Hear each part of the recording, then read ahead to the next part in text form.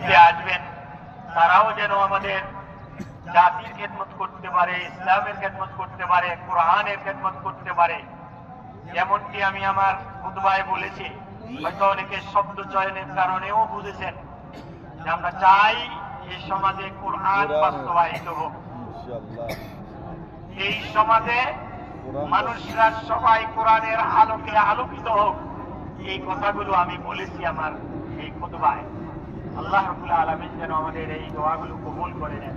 আল্লাহুম্মা আমিন।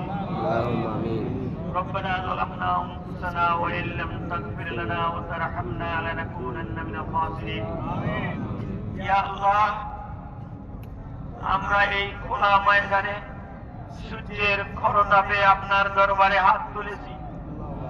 ইয়া আল্লাহ, আমাদের জীবনের কোনো চাওয়া পাওয়া নেই, আমরা যেখানে সেখানে থাকতে পারতাম, কিন্তু আপনার দরবারে হাত তোলার জন্য খোলা ময়দানে আল্লাহর রাসূলের আনুগত্য করে চলে এসেছি। মেহেরবানি করে আমাদের জীবনের সমস্ত গুনাহগাতা মাফ করে দিন। আমিন। ইয়া আল্লাহ, আদম আলাইহিস সালাতু সালাম থেকে শুরু করে আজ পর্যন্ত যত মুসলিম নরনারী কবরে শাহিদ হয়েছে, ইয়া আল্লাহ, সকল মুসলিম নরনারীর কবর আযাব মাফ করে দিন।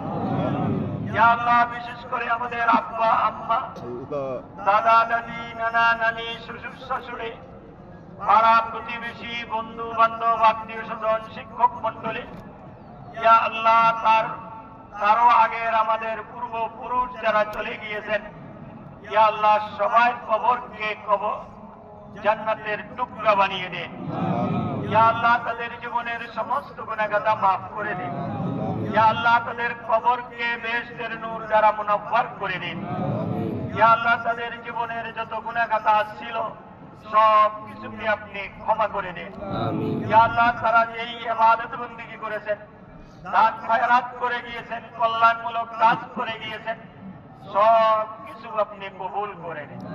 ইয়া আল্লাহ, আপনি ভালো করে জানেন তারা দুনিয়ার স্বার্থে এগুলো করেনি। ইয়া আল্লাহ, এই ময়দান যারা দিয়ে গিয়েছেন, ইয়া আল্লাহ, তাদেরকে আপনি আপনার খাস বান্দা হিসেবে কবুল করে নিন। ইয়া আল্লাহ, আমাদের পূর্বপুরুষরা অত্যন্ত আন্তরিকতার সাথে আপনার দ্বীনের খেদমত করে গিয়েছে, তাদের সেই খেদমতকে আপনি কবুল করুন। ইয়া আল্লাহ, আমাদের সিয়াম সাধনাকে কবুল করুন।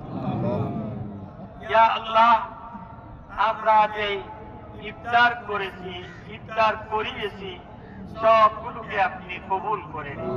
ইয়া আল্লাহ, সালাতুত তারাবিহকে কবুল করে নিন। ইয়া আল্লাহ, সালাতুত তাহাজ্জুদকে কবুল করে নিন। আমাদের সাহারিকে কবুল করুন, আমাদের ফিতরাকে আপনি কবুল করুন। আমাদের অনেকেই যাকাত দিয়েছেন, যাকাতকে কবুল করে নিন। ইয়া আল্লাহ, আমাদের মধ্যে অনেকেই অসুস্থ রয়েছেন, সুস্থতা দান করুন। ইয়া আল্লাহ, অনেকে দোয়া চেয়েছেন, মেহেরবানি করে তাদের নেক মাকাসিদ গুলো আপনি পূরণ করুন। ইয়া আল্লাহ, আমাদের আগের যিনি এই এলাকায় এমপি হিসেবে দায়িত্ব পালন করেছেন, তারাও দোয়া চেয়েছেন।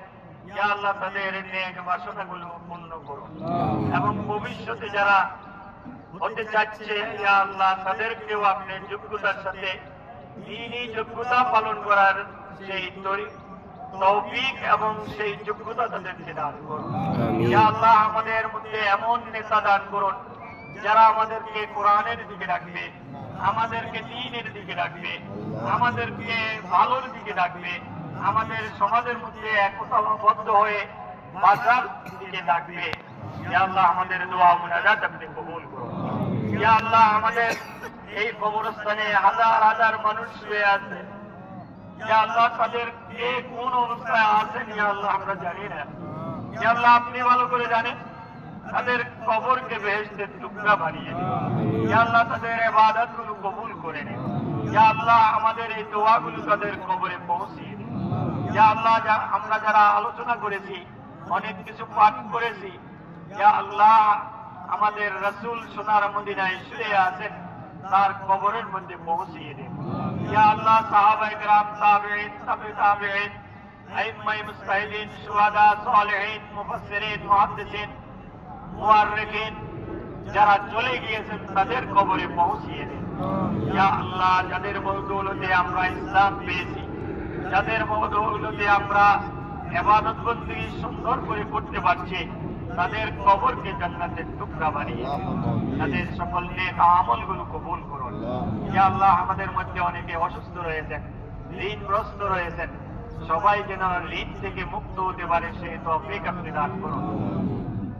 ইয়া আল্লাহ, আপনার রাসূল বলেছেন যারা মাহে রমজান পেয়েও তাদের গুনাহগাতা মাফ করতে পারেনি, তার মতো হতভাগা আর কেউ নেই। ইয়া আল্লাহ, আমরা জানি না আমাদের সিয়াম সাধনা আপনি কবুল করেছেন কিনা, আমরা তো একমাত্র আপনার জন্য সিয়াম সাধনা করেছি।